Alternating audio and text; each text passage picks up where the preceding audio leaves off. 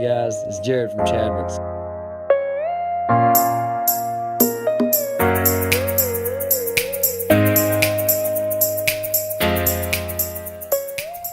So today we want to talk about proper rowing technique. So we're going to have Aaron on the rowing machine giving us a good demo here. So the first thing we want to talk about is the setup.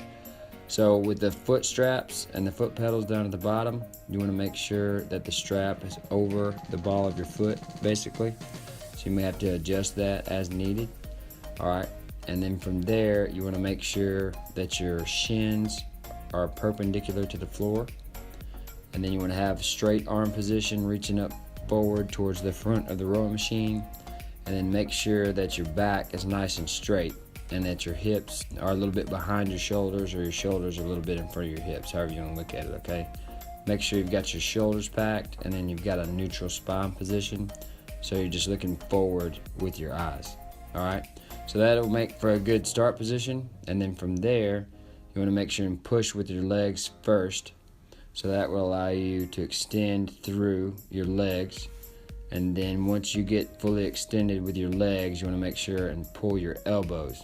All right, so with the elbows, you want to make sure you're pulling up towards your sternum, basically, so you can think your elbows are up and out. And then you'll have a slight lean back on the rower, as you can see with Aaron here. Not too exaggerated, just a little bit, so that way you can get a full stroke on the rower. And then you're going to go into your recovery or the return position. So when you return, you're going to come back much the same. You want to keep the handle in the same area the whole time as you come back, so it's not up and down very much. And another big point during the whole thing is you want to make sure and keep your core nice and tight. So as you'll see, when she starts to push with her legs, her back doesn't really move. It's because she's holding her core tight, so it's locking everything in. And then that allows her to transfer all of the energy from her legs into the handle and get a good solid row during each rep.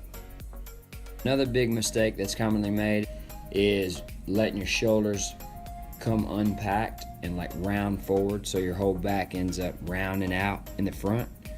So obviously this is like a broken link in a chain, so you're not going to transfer as much energy, and then when you do transfer energy, it's going to put a lot of extra stress through the back. So the simple fix for this is just to make sure you back your shoulders, so pull your shoulder blades back like you're squeezing a pencil in between your shoulder blades, and keep them pulled slightly down towards your hips so everything's locked in nice and tight so you can transfer that energy.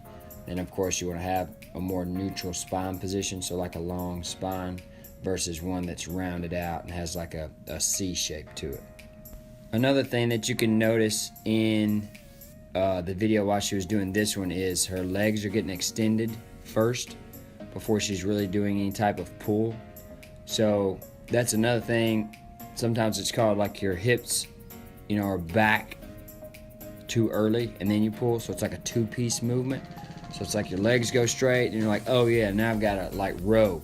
So what you want to do with that is just try to sync it up together, so your hips and your shoulders are going to move back together at the same time. So as your legs press away, you're maintaining your good core strength, and then shoulders are going to come back with your hips, and then at the end you can kind of add in that little bit of length or lean back to get a full stroke before you come back into your recovery position. So just make sure it's a nice smooth movement and it's not segmented with the legs then the back, or vice versa. So now we're going to go over some common mistakes that happen when you're actually rowing. So the first thing we're going to talk about is basically maybe pulling early with your arms, or having like a position that's not as strong, so your shoulders are behind your hips the whole time, so when you're actually driving away from the front of the rower and then returning. So the biggest thing with this is you're going to lose a lot of power, and if you don't have your core engaged, it's going to run the risk of you injuring your lower back, because it could potentially pull you forward. It's going to be a lot more work with your arms as opposed to getting a full body movement with your legs, arms, back, core, all that kind of stuff. So you just want to make sure that you go ahead and shift your shoulders forward to get them in front of your hips, and that way you'll stay in that position on the return and when you initiate the drop. At the very end, of course, you're going to lean back a little bit, but you'll always return back to the starting position of having your shoulders a little bit in front of your hips.